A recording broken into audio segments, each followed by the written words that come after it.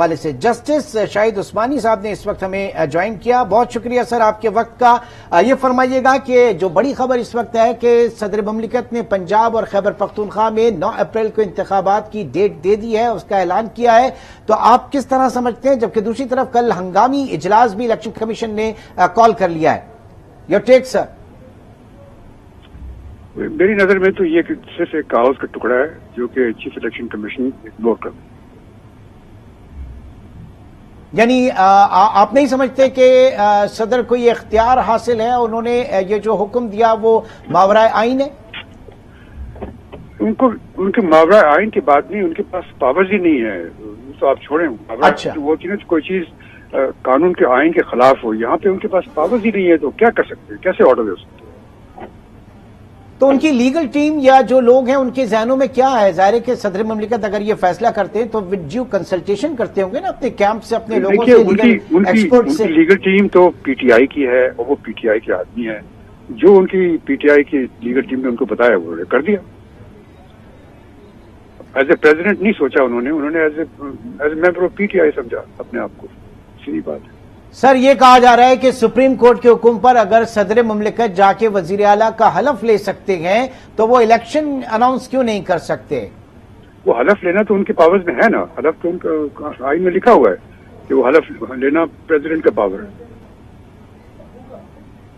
تو اب اس میں بھی مختلف سیکشنز کی جو ہے وہ ریفر کیا جا رہا ہے کہ مختلف سیکشنز جو ہے پرٹیکولر ان کے تحت صدر جو ہے اناؤنس کر سکتے ہیں. تو ذرا میں شاہد عثمانی صاحب آپ سے چاہوں گا کہ اس کے اوپر ذرا تھوڑی سی روشنی ڈالیے گا کہ وہ کون سی ایسی سیکشنز ہیں جو صدر کو اختیار دیتی ہیں کہ وہ الیکشن کا اعلان کریں یا وہ کر سکتے ہیں. ان کے پاس کوئی بھی نہیں ہے, ان کے پاس کوئی بھی پاورز نہیں ہے. صرف اگر پرائم منسٹر ان سے کہتا ہے, ایڈوائز دیتا ہے تو 57A کو ریفر کیا جا رہا ہے. 57A کو 57A سے اس کی یہ تو نہیں ہوتا کہ وہ آپ اناؤنس کر سکتے ہیں ڈیٹ ان کے. یہ تو ایگزیکٹو فنکشن ہے, یہ ان کا فنکشن نہیں ہے. ٹھیک. احمد بلال محبوب صاحب بھی اس وقت ہمارے ساتھ موجود ہیں, سربراہ ہیں پلڈیٹ کے. اور محبوب صاحب بہت شکریہ آپ کے وقت کا. اور آپ نے عاصمہ شیرازی کے پروگرام میں ایک آپ کا کامنٹ تھا, اس کے بعد ہم نے دیکھا کہ بہت لیگل انٹرپریٹیشنز جو ہے وہ چاروں طرف سے آئیں. آپ نے کہا تھا کہ صدر جو ہے اناؤنس کر سکتے ہیں. آپ ابھی بھی اپنی اس تھوڑی سی وضاحت چاہیں گے آپ سے بیان کی طرح ہمیں ایکسپلین کیجیے گا, کیا آپ کا کہنا تھا؟